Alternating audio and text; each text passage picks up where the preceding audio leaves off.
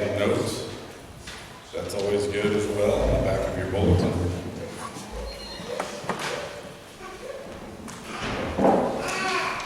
We're going to talk about freeing up time and relieving stress in your life. That's a big subject nowadays. Because you see, next year's vision here at Shining Light Baptist Church is going to require your time and your effort if we're going to pull this off. Ministry outside these doors. And in doing so, we've got to make sure that you have the time and that your stress levels are low so that you can actually do some work for God. So we're going to look at 1 Thessalonians chapter 4. You can turn there if you want to, starting at verse 11. Paul's talking there. And we're going to look about how he advises us to relieve stress and free up some time. I have found talking to people and asking about their walks within the past couple of years, every time I ask somebody about their walk, it doesn't take long before they mention how busy or how much busyness is confessed in their lives. Busyness of time restraints and busyness of work, and they're getting busier all the time. And they also confess that because of the busyness, because of the stress levels, because of the time restraints, their walk with God has suffered. Because there's something that you must need to know. When there's time restraints in your life, when they increase, your stress levels increase. And when your restraints and your stress increases, your walk with God decreases. It just seems to be the natural order of things. Let me tell you a story. This is how I came about this sermon. Of course, a lot of you know this already. A while back, Lorna got hurt. She got hurt in a car accident. And life for us changed. My routine for my walk was interrupted. And I was struggling with finding the time to do all the things that I have for my walk, my quiet time and prayer life. Because I'm sort of a routine guy. I like routine, a lot of us do. But I learned something. I had to learn to be flexible and to study how to be quiet. And that's what I want to share with you today. You see, life is fluid. It's fluid. It always moves. And structure sometimes will not stand against the way that life goes. And God showed me this verse that I could study, and this is the one I studied, and trust me, I poured over this verse. I poured over different translations of this verse. And I always get excited when God shows me something new. I bet you I've read this verse 1,000 times. So I got to looking at this verse, 1 Thessalonians chapter 4, verse 11. And it gives us 3 steps to stress relief, time reduction of your life, stress relief, and how to improve your walk. Remember, Paul is saying this. I'm just reading it. Verse 11. He says to seek to lead a quiet life. That's the first thing. In the King James Version, it says to study to be quiet.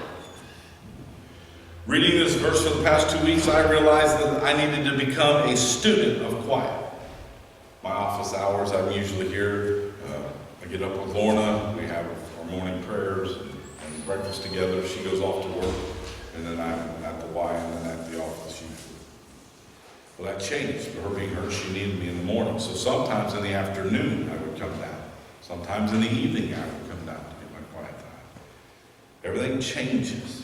But I had to learn to be a student of being quiet. I had to study on how I got my quiet time.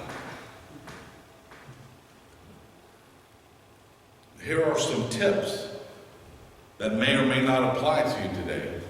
But if they do, take them, and you'll see that you'll reduce your time restraints, you'll reduce your stress level, and you will increase your walk and your ability to serve God. And that's what we're after. Because next year we're after your time, we're after your effort, We're after your participation in a vision to go outside these walls and minister for Jesus Christ. And there's no better reason to minister for Jesus Christ than that baby that's right back there. Amen. It was a blessing that he gave us. Here's 3 steps.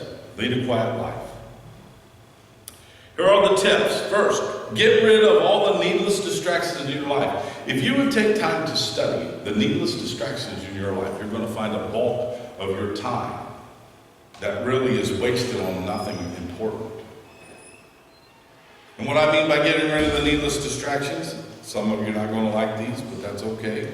First of all, cut your technology in half.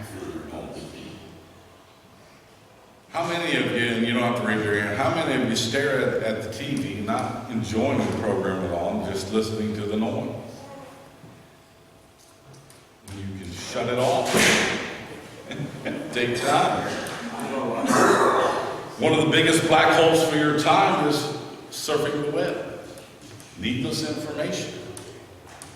Smartphones, computers, they are destroying not only your time, but your walk and your family. In a lot of cases, you don't believe me? Go to a restaurant and just observe. We were at breakfast one day, and there was a family of 4, 2 little kids and a mom and a dad. And they sat there for about an hour, and they didn't talk to each other for an hour. They ate their meal, they played on their phones. The 12-year-old girl, she was texting on her phone. The little boy had his, whatever the version of Game Boy is today. That shows you how bad I am at technology. But not a one of them were talking to. It's a waste of time. So cut your technology in half. And with the time that you save with the needless stuff, distractions, apply it to your walk with God. Take time to have devotions with your family instead of the TV. Shut it off. Talk about God. Read a story to your children about Jesus. Instead of surfing the web, pray with your wife or your husband. Pray with your family. Pray for your family. Instead of spending the time that you do on Facebook and tweeting and all these other things that you do that are really not necessary, read your scriptures. You're going to see that your stress level is going to decrease. Your time restraints are going to decrease. And your walk with God and for God is going to increase. Second, cut the disturbances and distractions with others. In other words, what I'm saying is build a bridge and get over the drama of your life. You can't get through that drama. It's too thick to walk through, but get over it. Don't hold grudges. Let it go. Learn to say that it's under the blood and what people do to you because you belong to Jesus. Don't hold roots of bitterness in your life and look for ways to talk about somebody. Give up the anger and the drama. Make peace with family and friends. Romans 12:18 says, if possible, on your part, live at peace with everyone. Why do you want to create a war? What good is it doing other than choking your heart off and making you not want to feel to serve God? Or just wasting the time of your life that you can be close to God or working for God by holding a torch and a vengeance? I don't like the way it makes me feel, bitterness. I don't like to look at somebody and be bitter and grit my teeth every time I see them. It's not what we're created to do. Hebrews 12:14 says, pursue peace with everyone and holiness. Without it, no one will see the Lord. Forgive them. Some say, I'll forgive them, but I can't forget it. Then what's the purpose of forgiving? Forget it. Let it go. I got news for you. I learned a long time in my life ago when I was pastoring, when I was at a younger age, I learned a long time that if I meet acquaintances and they're just dripping with drama, they get very little time with me. They get very little face time. I don't have time for that. I am a guard of my time.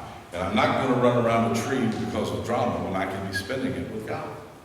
Not going to do it. Too much drama in this world. Shoot.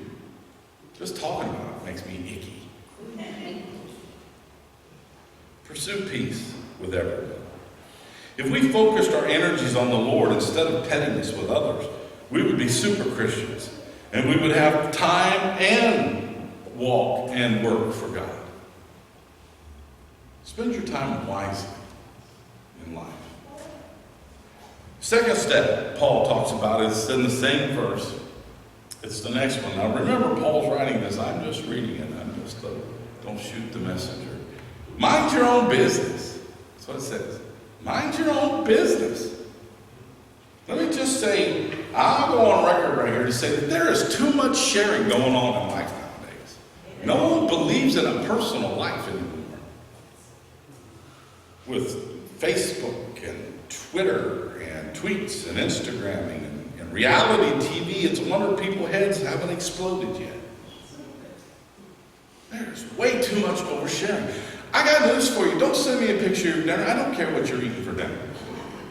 And I don't care, and I know this sounds bad, but I don't care if you got a headache and you went to bed early. Don't care. Have a personal life. There are people making millions of dollars by letting the camera follow them 24/7 without any quiet time. You ever notice that all these reality TV shows, most of the marriages end up in divorce? Because they don't get any privacy. There's no private time. Don't tweet me. Of course, I won't read it anyway. I don't have to tweet. Don't Instagram me. I don't have any of that either. If you want to talk to me, then talk to me. But don't tell me what you're having for dinner. It's just too much. Way too much. Oversharing leads to busyness. These folks' lives are so busy. Busyness leads to restraint on time, and restraint on time leads to your stress levels going up. All these things, busyness, restraint of time, and stress levels go sky high. And when that happens, guess what? Your walk goes down. Your walk with God is the one that suffers. Your time for the ability to serve your God. You're so tied up in knots with roots of bitterness and tweeting what you're having for dinner that you forgot to pray to God. You forgot that you belong to someone else, and He deserves your time, and He deserves your worship, and He deserves your work. If we mind our own business and relax, you would find that you have plenty of time.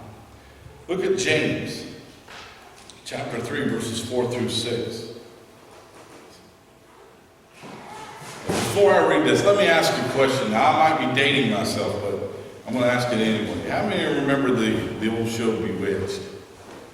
Okay, well, I know I'm dating myself. Everybody with gray hair raises their hand. I got it. Okay. They had a neighbor called Mrs. Kravitz. You remember her?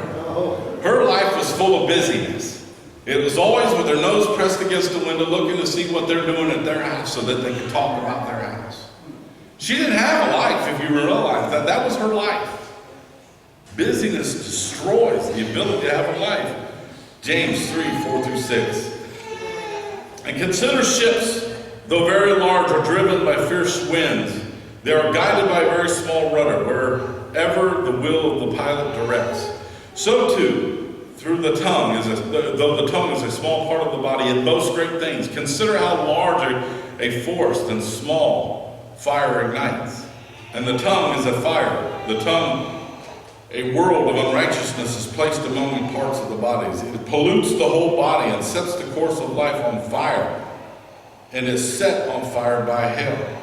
Now that description I just made about the busy tongue that will flap somebody to death if you tape their mouth shut, that's busyness. Their life is consumed with busyness. Heard a story one time. It's a funny story. I don't believe it was true, but it's a funny story. So I wrote it down, put it in my little goodie file, and I'm pulling it out. There's a woman in a church walking by, and she's walking by a classroom where they were teaching them to speak in tongues. The instructor said, "Do you want to learn how to talk in tongues?" And the lady responds, "No, I need to cut about 40 feet off mine already."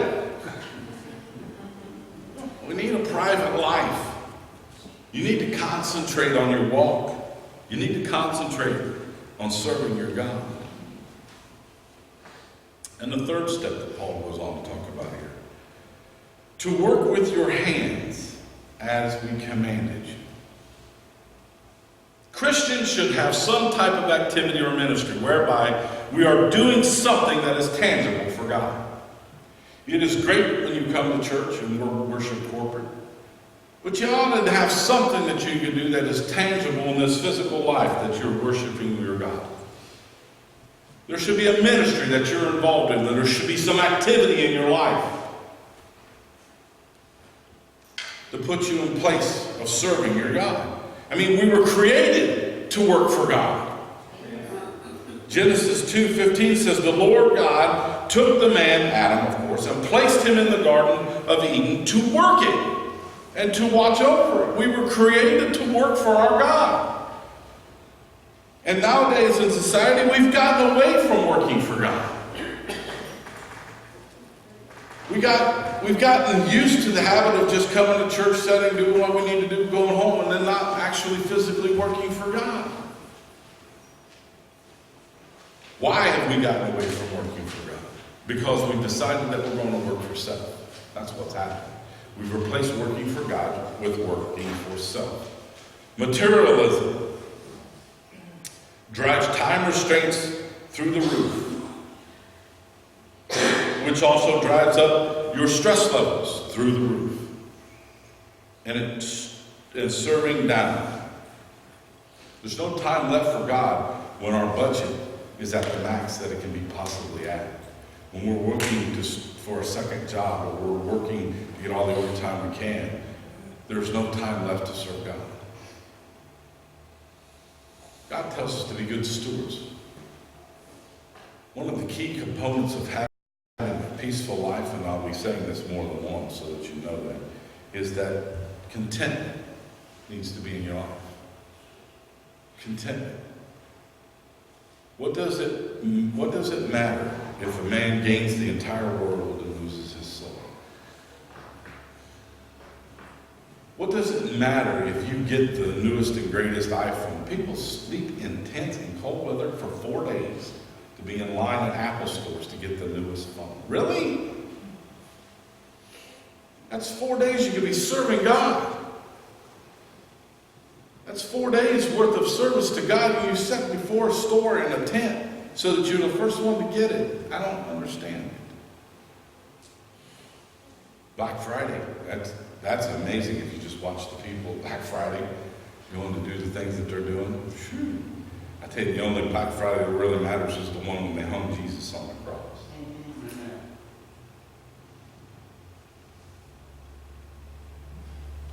We have driven our lives by the consumerism of America. We've driven our lives. We need the latest and greatest. And we're willing to do whatever it takes to get it. Crazy, isn't it? I like football, but they'll fill a stadium of 110,000 people to watch a football game, but we can't get 75 people in church. Amen. What's that football game going to do for your eternity? When you stand before God and He asks, what did you do for me? You said, Lord, my time was so tight, but here's what I did. And He said, oh, how was the football game? No. Oh. I was working on that overtime. How was that new car that you was driving? Wasn't content with the one that I provided for you. Listen, we need to start thinking about our eternity. Proverbs 17:1 says, better a dry crust with peace than a house full of feasting with strife. It's better to just eat dry crust and have peace in your life and contentment than it is to feast on every known food that is available and have strife and stress. Contentment serving God is what we should strive for. That's the goal, isn't it?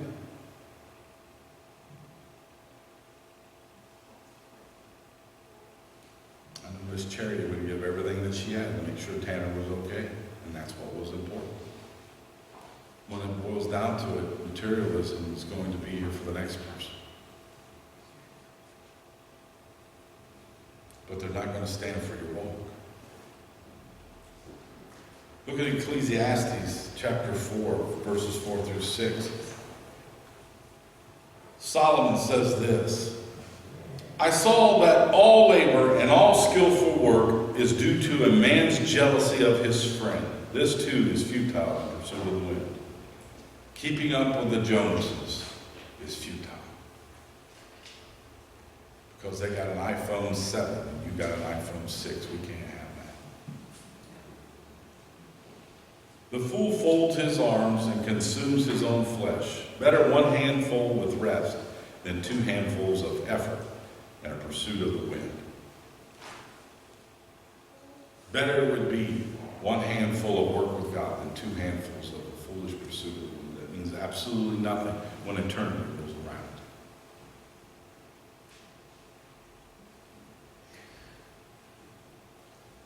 And what I'm saying to you for this is that when the vision is shared with you for 2016 and the help that is going to be needed, I'm hoping that you will understand that God wants you to serve Him. And when you say that I can't do it, I'm just so busy, I've got so much going on, my stress levels, my family's going crazy, I hope you remember what Paul was talking about in 1 Thessalonians. You need to make wise choices about your life. Contentment is key to a stress-free, God-filled life. Lead a quiet life. Cut your technology in half. Mind your own business. Get rid of the drama. And control your tongue. And work for God. You do these 3 things, you will break your time restraints, you will lower your stress, and you will grow in your walk with God. Does that make sense? Amen. What I got here is a stress survival kit. And the first thing in it is a pencil. Remember to write down God's milestones in your life. When you know that He done something for you to deliver you out of a situation that you were in, that only God could do. Remember to write it down. A rubber band. Remember to be flexible. Because life is fluid. Be flexible.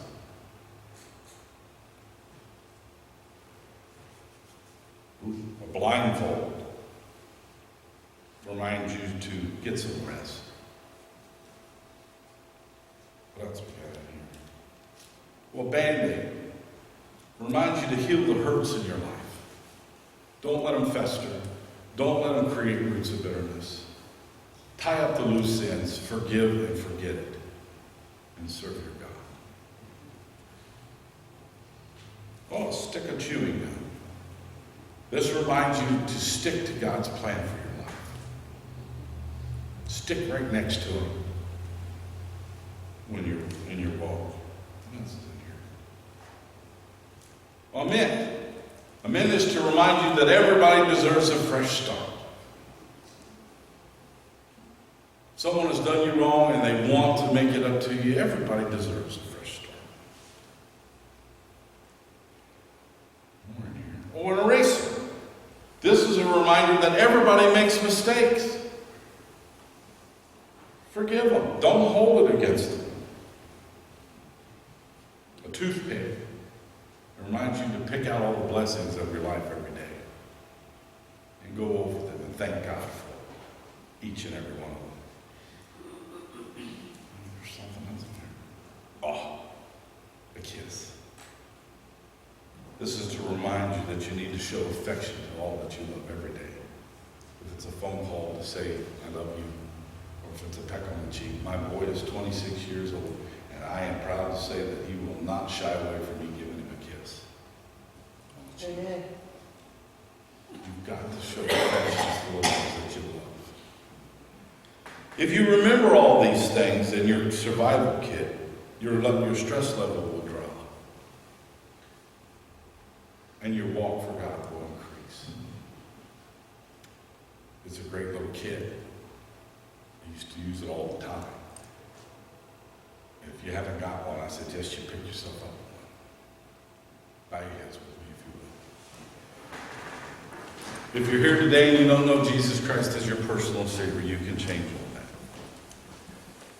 Revelation 3:20 says, "Behold, I stand at the door and I knock. For all that